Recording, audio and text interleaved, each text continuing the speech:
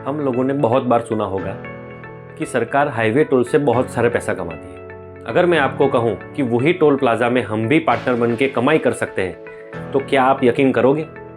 आप कहोगे ऐसा थोड़ी हो सकता है, टोल से तो सरकार कमाई कर सकती है, हम और आप थोड़ी कर सकते हैं। मेरा जवाब है, हम कमा सकते हैं। उसके लिए क्या करना पड़ेगा, मैं पूरी बात समझाऊंगा। आज के पूरे वीडियो में मैं आपको 3 बातें बताऊंगा। नंबर 1, सिर्फ 100 रुपये से आप इंडिया के नंबर 1 हाईवे पे कैसे इन्वेस्ट कर सकते हैं। नंबर 2, टोल प्लाजा में इन्वेस्ट करके आप अपनी क्वार्टरली इनकम कितनी जनरेट कर सकते हैं। और नंबर 3, ये सारा इन्वेस्टमेंट हम किस तरीके से कर सकते हैं। ये सारी चीज़ें आपको आसान तरीके से समझाऊंगा ताकि आज से ही आपकी इनकम शुरू हो जाए। ये वीडियो लास्ट तक पूरा देखना। अगर कोई भी चीज़ मिस हो गई तो आप ये इन्वेस्टमेंट समझ नहीं पाओगे। तो आइए चलते हैं टोल प्लाजा में पार्टनर बनने के लिए। देखिए, ये गुजरात का अहमदाबाद बड़ौदा एक्सप्रेस हाईवे है। यहाँ पे डेली 2500 से भी ज़्यादा छोटी बड़ी सब गाड़ियाँ निकलती है और एवरेज हर व्हीकल 300 रुपया टोल टैक्स देता है। तो हर रोज का कलेक्शन हो गया 1,80,00,000 रुपया। सुन के चौंक गए ना? लेकिन कभी कभी इससे भी ज़्यादा होता है। और अगर महीने की कैलकुलेशन कर ले तो 54 करोड़ रुपया होता है और 1 साल का कलेक्शन 648 करोड़ रुपया होगा। और ये जो मैंने आपको बताया वो सिर्फ इंडिया का एक छोटा सा हाईवे है। आप सोचिए इंडिया में कितने सारे हाईवे होंगे और उसके ऊपर कितने सारे टोल प्लाजा होंगे। हर सेकंड वहाँ से कोई ना कोई ट्रक या बड़ी गाड़ी या छोटी गाड़ी वहाँ से निकलती है और हर सेकंड उसकी कमाई होती है। लेकिन उससे सिर्फ और सिर्फ सरकार और टोल बनाने वाली कंपनी ही क्यों कमाए? हम और आप भी इन्वेस्ट करके क्यों ना कमाएं? उसके लिए हमें कोई करोड़ों का इन्वेस्टमेंट करने की ज़रूरत नहीं है। सिर्फ एक छोटा सा इन्वेस्टमेंट करके अगर वो टोल की कमाई में से छोटा सा हिस्सा हर महीने या हर क्वार्टर हमारी बैंक अकाउंट में आ जाए तो आप कहोगे सुनील भाई आप पागल हो गए हैं, ऐसा थोड़ी हो सकता है। अरे भाई मैं मजाक नहीं कर रहा हूँ। आज पूरा इन्वेस्टमेंट का रास्ता विथ प्रूफ के साथ लेके आया हूँ। सिर्फ समझने की ज़रूरत है। पूरा वीडियो देखना। ये कोई स्कीम नहीं है, ये सेबी रेगुलेटेड RBI अप्रूवल और गवर्नमेंट बैक्ड इन्वेस्टमेंट है। इंडिया के बहुत सारे लोग इसमें इन्वेस्ट कर रहे हैं और करोड़ों रुपया कमा रहे हैं। कान को थोड़ा नज़दीक लाओ और सुनो ध्यान से। 2014 में भारत सरकार ने एक बड़ा वादा किया था। देश का इंफ्रास्ट्रक्चर मॉडर्न बनाएंगे, सड़कें बनाएंगे, रेलवे, ब्रिज, बिजली, ये सारी चीज़ों को चमका देंगे भैया। सरकार ने ये काम फास्ट करने के लिए PPP मॉडल को अपनाया, पब्लिक प्राइवेट पार्टनरशिप। क्योंकि हम सब जानते हैं कि गवर्नमेंट का काम थोड़ा धीरे धीरे चलता है।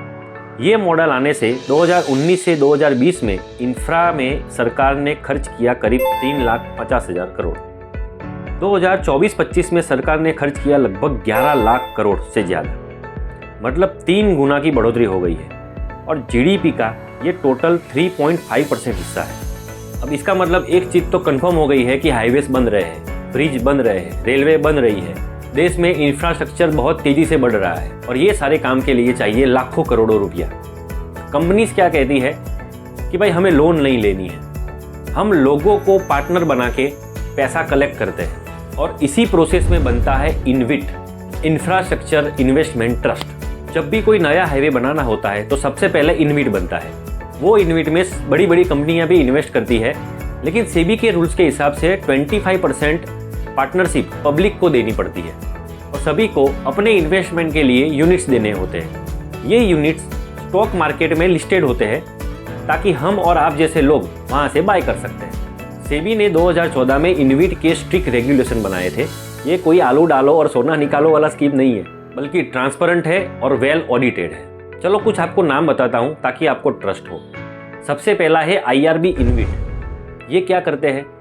ये हाईवे और टोल प्लाजा में इन्वेस्ट करते हैं और वहाँ का काम संभालते हैं और वहाँ से टोल कलेक्ट करते हैं। उनके पास 15 से 20 साल का कॉन्ट्रैक्ट होता है, वो रोड की मरम्मत करना और वहाँ से टोल कलेक्ट करना। IRB के पास आज की तारीख में 7 बड़े बड़े हाईवे हैं जिसके सारे टोल वो संभालते हैं और वहाँ से उनकी इनकम होती है। दूसरा है पावर ग्रिड इनविट। ये क्या काम करते हैं? ये पूरे देश में बिजली को एक जगह से दूसरे जगह पहुंचाने के लिए इंफ्रास्ट्रक्चर खड़ा करते हैं और वहां से कमाई करते हैं। तीसरा है NHA इनविट, national highway infra trust. ये क्या करते हैं? ये पूरे भारत में नेशनल हाईवे बनाने का प्रोजेक्ट संभालते हैं। अब होता क्या है कि हम जब ये इन्विट में पैसा इन्वेस्ट करते हैं वो पैसा वो प्रोजेक्ट में लगता है और वो प्रोजेक्ट से जो टोल के द्वारा कमाई होती है वो कमाई इन्विट हम सबको शेयर करते हैं।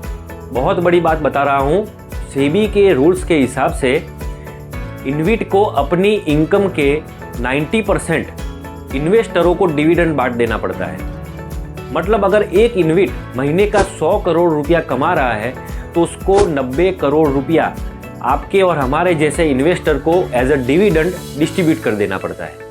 और इसी तरीके से एक रेगुलर इनकम हमारे अकाउंट में आ जाती है। जैसे एक फ्लैट से रेंट आता है वैसे इन्विट से डिविडेंड आता है। चलो अब नंबर के जरिए कुछ आपको समझाता हूँ। जैसे कि 2023-24 में अगर IRB इन्विट में हमने 1 लाख रुपया इन्वेस्ट किया होता तो 70 रुपया पर यूनिट के हिसाब से हमें 1428 यूनिट मिलते। फाइनेंशियल ईयर 23-24 में IRB इन्विट ने अपने इन्वेस्टरों को 8 रुपया प्रति यूनिट के हिसाब से पूरे साल का डिविडेंड दिया था। मतलब एक साल का 11,124 रुपया डिविडेंड आया था।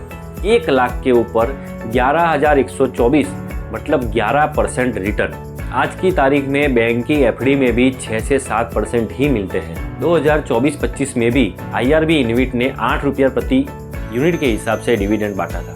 मतलब अपने इन्वेस्टमेंट का 11% आसानी से बन सकता है। अब सुनो एक मास्टर स्ट्रोक। अगर मैं आपको कहूँ कि आज अगर 1 लाख रुपया इन्वेस्ट करके कुछ सालों के बाद यही 1 लाख के ऊपर आपको 30% से भी ज़्यादा रिटर्न साल का मिल सकता है तो कैसा रहेगा?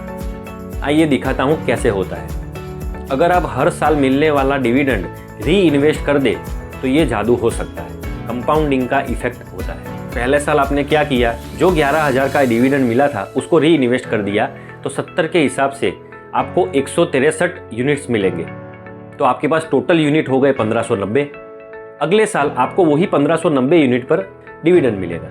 8 रुपये के हिसाब से वो पे आउट आया 12,370 रुपया। वो 12,370 रुपया को फिर से री इन्वेस्ट कर दिया तो आपके टोटल यूनिट हो गए 1,773। तीसरे साल आपको डिविडेंड मिलता है 14,180 के आसपास।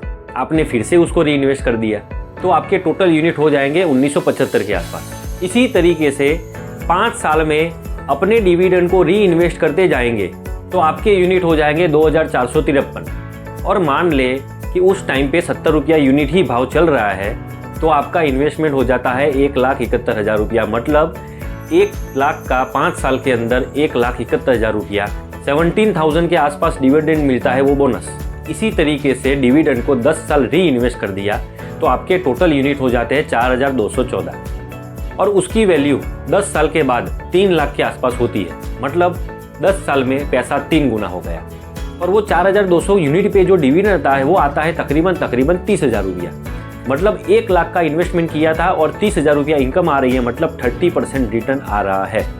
अब सबसे बड़ा सवाल ये है कि ये इन्विट में पैसा इन्वेस्ट कैसे करें। तो मैं आपको बताता हूँ कि हम हमारे डीमैट अकाउंट में जैसे स्टॉक परचेस करते हैं उसी हिसाब से हम ये इन्विट को भी परचेस कर सकते हैं।